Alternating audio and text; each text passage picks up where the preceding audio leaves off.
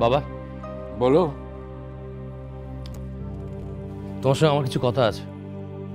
বলো না, শুনতে চাইছি তো। না, একটু বিশেষ কথা, মানে একটু মানে কথাটা খুব ইম্পর্টেন্ট কথা, সেই জন্য।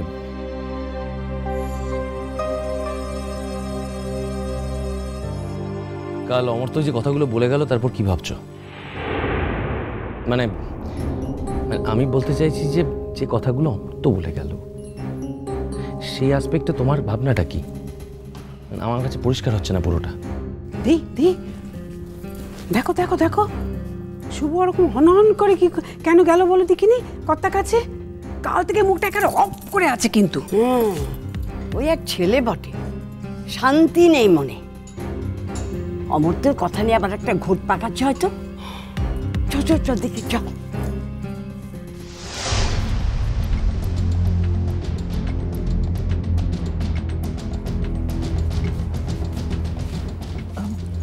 মেজো ঠাকুরপুর সঙ্গে মনে হচ্ছে বাবার কিছু একটা নিয়ে কথা কাটাকাটি চলছে খুব।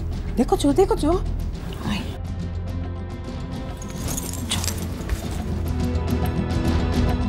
তুমি কি ভাবছো সেটা বলো তো। আমি তো একটু পরেই সবাইকে ডেকেছি, ব্রহ্মচারা সবাই আসবে, তখন না হয় তুমি এই বিষয়ে কথা বলো। আরে আমি তো মিটিংটার কোনো মানেই খুঁজে পাচ্ছি না।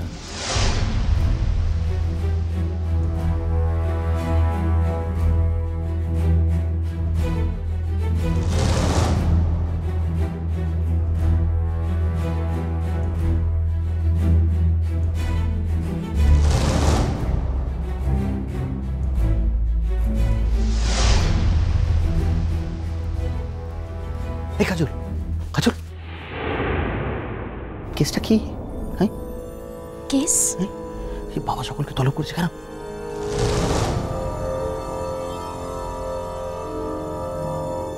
খুব তো বন্ধুদের সঙ্গে দার্জিলিং থেকে ঘুরে এলে। হ্যাঁ, এতদিন বাড়ির বাইরে থাকলে জানবে কাহে কি বাড়িতে কি হচ্ছে আর কি হচ্ছে না। কাল তো রাত করে এলে বলে তো কিচ্ছু জানতে পারোনি। ও তমে তো জলছি। হ্যাঁ শোনো কাজল, একটা কথা ভুলেছেও না, একমাত্র এই বাড়িতে তোমার ব্লাইন্ড সাপোর্টার প্রথম থেকে আমি ছিলাম, একদম ভুলো না।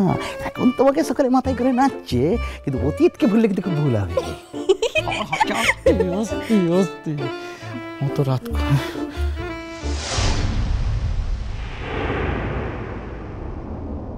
আরে কাল অত রাত্রি ফেরার পর বড় বৌদি আমাকে খেতে দেওয়ার সময় বলল যে বাবা কাল সকালে সকলকে তলব করেছে।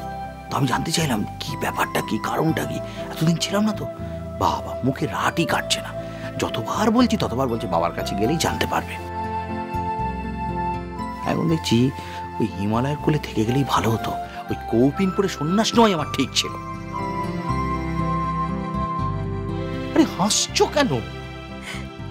শোনো ছোটকা, দাদু ভাই যে জন্য সবাইকে ডেকেছেন সেটা যদি তুমি শোনো তাহলে আর সন্ন্যাস নিতে ইচ্ছে করবে না তোমার।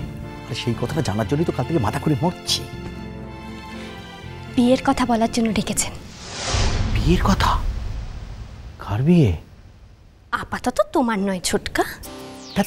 খালি আটটা মারে, বলো না। তেমনি যেমিতি ভয় পাচ্ছ তাই তো বলছি, রাঙা পিসির বিয়ের কথা। ওহো, আবার সেই রাঙা দিদির বিয়ের প্রহসন। এই এত কিছু তো এদের কি কোনো শিক্ষা হলো না? ছোটকা, এবার একটা প্রহসন নয় ছোটকা। মানে সম্বন্ধ কি আনলো শুনি? অমর্ত্য আঙ্কেল। অমর্ত্যদা? সেই তো এতকাল চাইনি যে রাঙা দিদির বিয়ে হোক, আর সেই কিনা এখন এখন চান। ছেলেটা কি, কোথায় থাকে, কেমন? ছেলে মহাপণ্ডিত, কলকাতাতেই বাড়ি। দাদু ভাইয়ের কাছে যাওয়ার সময় হচ্ছে, এবার চলো দেখি। দাঁড়া না দাঁড়া না দাঁড়া না, আমার একটা অন্যরকম কি গন্ধ লাগছে।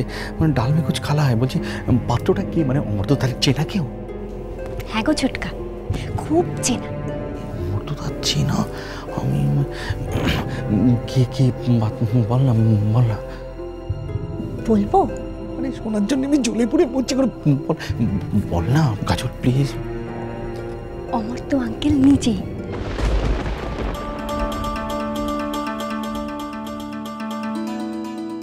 হাঁটা এবার বন্ধ করো ছোটকা, নাহলে অনেকগুলো মাছি একসঙ্গে ঢুকে যাবে। কাজল তুমি ঠিক বলছো তো? এই তামাশা করছো না তো? দুজন গুরুজনকে নিয়ে তোমার সাঙ্গরে তামাশা করতে পারি ছোটকা? তার উপর তেমনি মোর গুরুজন। অমর্ত্যদা, রাঙাদি, কাজল, আমার কিরকম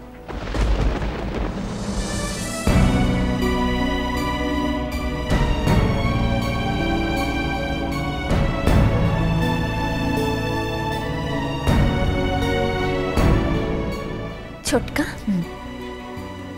চলো দাদু ভাইয়ের কাছে যাই। চল।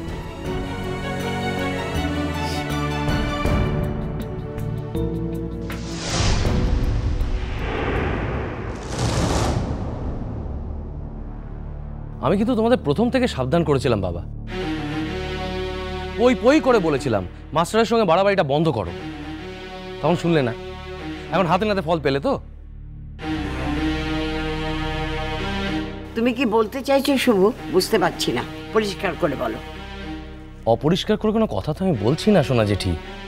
আমি বলছি কাল অমর্ত্য যে কথাগুলো এখানে বলে গেছে সেগুলো বলার সাহসও কি করে পেল? মানে এই দেখো, কোথায় অমন কথা বললো বলে তার 2 হাত ধরে কৃতজ্ঞতা জানাবি, সেটা না করে এখন উল্টো সুর ধরছিস। দেখো মা, আমি না তোমাদের মতন কথায় কথা নেচে উঠি না। আমি যেটাই ভাবি সেটা অনেকটা দূর তলিয়ে ভাবি। হ্যাঁ, তুলিয়ে ভাবি। তা তলিয়ে ভেবে তুমি কি খুঁজে পেলে একটু খোলসা করে বলো দেখি।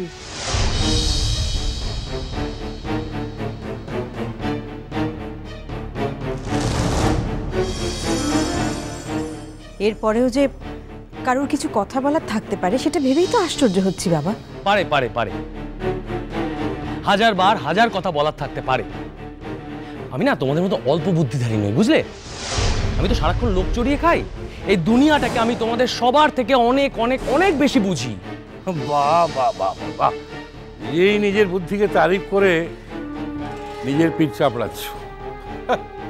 আমার তো মনে হয় যে নিতান্ত মূর্খ না হলে কেউ অন্য সকলের বুদ্ধি বিবেচনাকে অগ্রাহ্য করে নিজের পিঠ চাপড়ায়।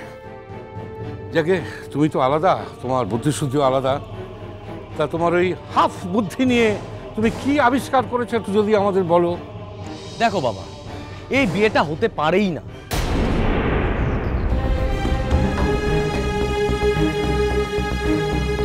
বরং এই বিয়ের প্রস্তাবটা নিয়ে আসার জন্যে অমর্ত্যর আর একটা দিনও এ বাড়িতে আসা উচিত নয়। বরং তোমাদের কাল বলে দেওয়া উচিত ছিল যে সারাটা জীবনের জন্য এ বাড়ির দরজা অমর্ত্যর জন্য বন্ধ।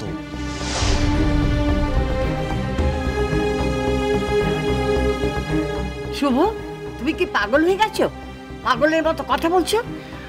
কোথায় বোনের বিয়ে ঠিক হচ্ছে, আনন্দ হবে, তা নয় গন্ডগোল পাকাচ্ছে।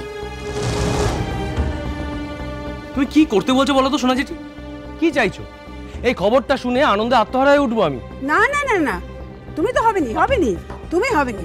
বাকি সকলে আনন্দে আত্মহারা হলেও তুমি যে হবেনি সেটা আমার জানতে বাকি নেই কো। পেটে তো তোমাকে আমি ধরেছি কি না। কিন্তু শোনো, কোনো ব্যাগরা দেবে না, কিন্তু তোমার কোনো ব্যাগরা আমি শুনবো নি, বলে দিলুম। হ্যাঁ, এখন সেগুলো শুনবে কেন মা? এখন তো মেয়ের বিয়ের খবর আসছে, সেই বিয়ের খবরে মশগুল হয়ে থাকবে না।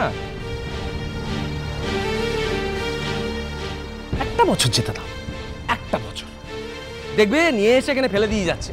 তখন একলা ফেলে দিয়ে যাবে না কিন্তু পারিকে, সঙ্গে বাচ্চা সমেত নিয়ে এসে ফেলে দিয়ে যাবে। তখন বুঝবে যে আমার কথাটা কতটা।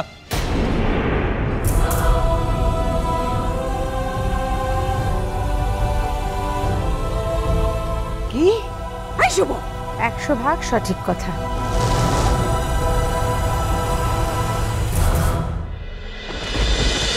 Sunday,